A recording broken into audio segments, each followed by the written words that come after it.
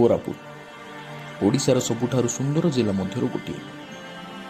एही जिल्लारे रहिछि महान इतिहास और प्रकृतिर सुंदर चेहरा। समुद्र पतन ठारू 870 मीटर उच्चतार थिबा एही जिल्ला अनेक सुंदर पहाड़, नदी और जलप्रपातर गंथाघर। तेबे दर्शक बंधु, आपण देखिपारुथिबा एही सुंदर जलप्रपातटीर नाम हैला पुंजीसील जलप्रपात। पहाड़र पाददेशरे थिबा एही जलप्रपात निजर सुंदर और सुरक्षित जलधारा पाई पर्यटक मानक मध्यरे बहुत लोकप्रिय अटे। तेबे दर्शक बंधु, एही जलप्रपातटी निश्चय आपणक मन को मोहिथिबो, किंतु आपण भाबुथिबे एठी आपण किपरि आसी पारिबे।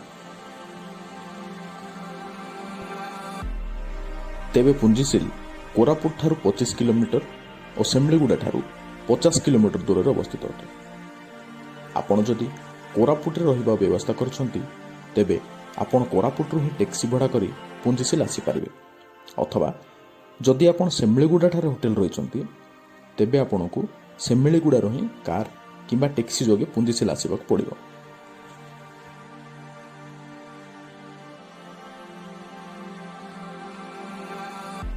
पुंजीसील जलप्रपातटी जातीय राजपथरू प्राय 10 किलोमीटर दूर रही अछि, जहा द्वारा आपण को कार रेंट करी आसीबाक पड़िबो। कौनसी प्रकार सीधा सड़क बसर सुविधा एठारे नाही।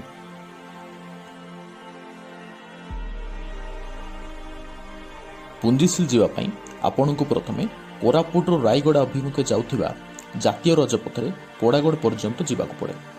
पोड़ागढ़ मात्र 10 किलोमीटर भीतर को अछि पुंजीसील जलप्रपात।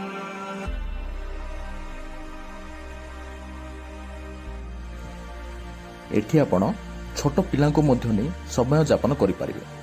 तेबे जलधारा अधिक थिबा समय रे आपण छोट पिलांको पई टिके सजग रहिबाकू पड़ी पारे।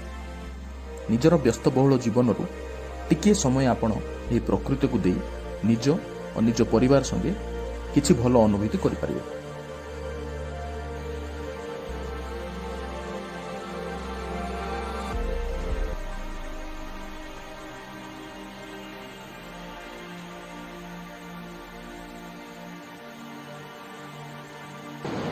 पहाड़र पादरे थिबा पुंजीसील जलप्रपात स्थानीय लोक और पर्यटक मानक मध्यरे बेस जनाशुना।